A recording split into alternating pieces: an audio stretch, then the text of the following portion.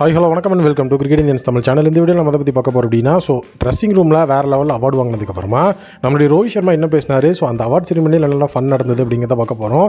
First of all அந்த award செரிமனியை பொறுத்த வரைக்கும் ரோஹித் சர்மாக்கு தான் ஃபஸ்ட் அவார்டு அப்படிங்கிறத கொடுப்பாங்க. அதுக்கு ரோஹித் சர்மா ஒரு ரியாக்ஷன் கொடுத்துருப்பாரு. என்னது எனக்கு அவார்டு கொடுக்குறீங்க அப்படிங்கிற மாதிரி தலைவன் ஜாலியாக ஒரு லுக் ஒன்று விட்டுருப்பாரு. அந்த அவார்ட் செரிமனிலேயே பார்த்தீங்கன்னா அதுதான் மாஸ்டர் பீஸு.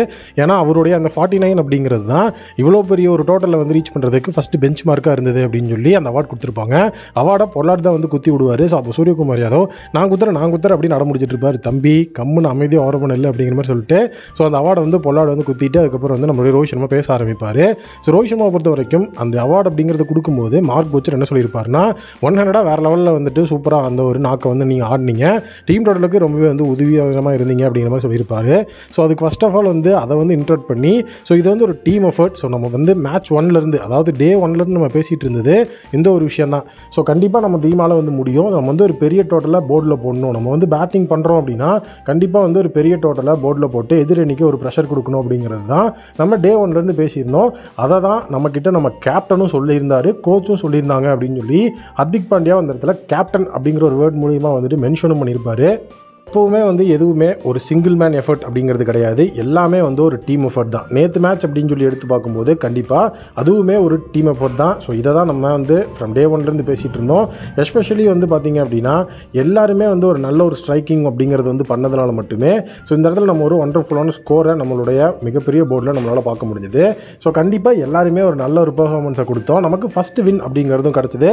நம்ம கேப்டனும் ரொம்ப ஹாப்பியாக இருந்தார்.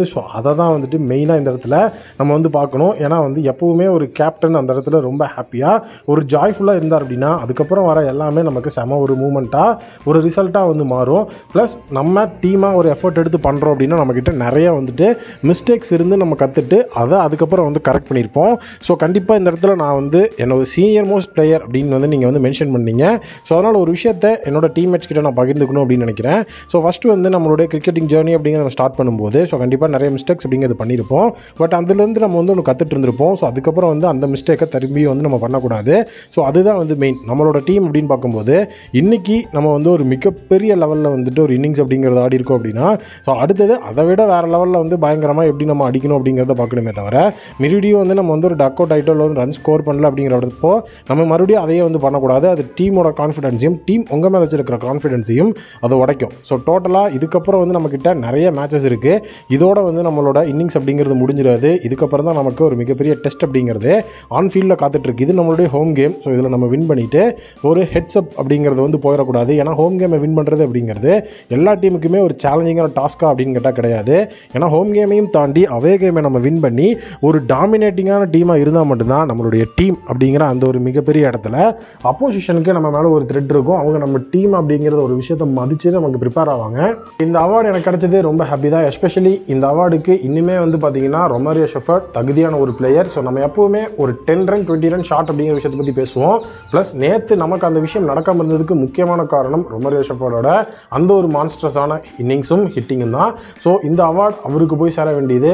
பட் சீனியர் பிளேயர் நீங்கள் சொல்லிட்டீங்க, அதனால் அந்த அவார்டை நானே வச்சுக்கிறேன் அப்படின்னு சொல்லி நம்ம தலைவன் அப்படியே ஒரு மிகப்பெரிய ஒரு குழந்தையவே மாறி இருப்பாப்புல.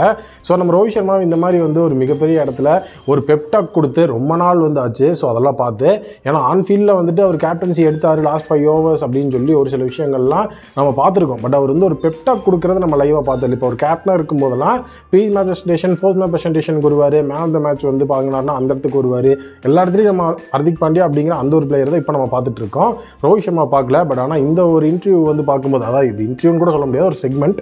இந்த ஒரு செக்மெண்ட்டை பார்க்கும்போது நமக்கு மறுபடியும் விண்டேஜ் மும்பை இந்தியன்ஸை பார்த்த மாதிரியே இருந்தது. ஏன்னா அந்த இடத்துல சூரியகுமார் யாதவ் ஜாலியாக ஃபன்னாக ரோஹித் சர்மா அவார்டு வாங்கும்போது அந்த அவார்டு குத்திட்டு இருக்கும்போது ட்ரோல் பண்ணிட்டுருப்பாரு. இஷான் கிஷான் ஜாலியாக கைத்தட்டிட்டு இருப்பார். பழைய பல்டான் படமுறையை அப்படியே பார்த்த மாதிரியே இருந்தது.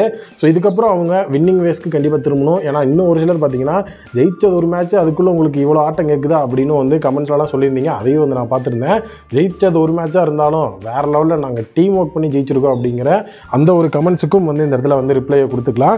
அடுத்தடுத்து மேட்சஸையும் வின் பண்ணி வேறு லெவலில் நம்மளுடைய ஒரு மிகப்பெரிய பிளே ஆஃப்ஸ் அப்படிங்கிற கனவை உறுதியாக்கி அந்த பிளே ஆஃப்ஸுக்குள்ளே போனோம் அப்படின்னா கண்டிப்பாக செம மாசாக இருக்கும்.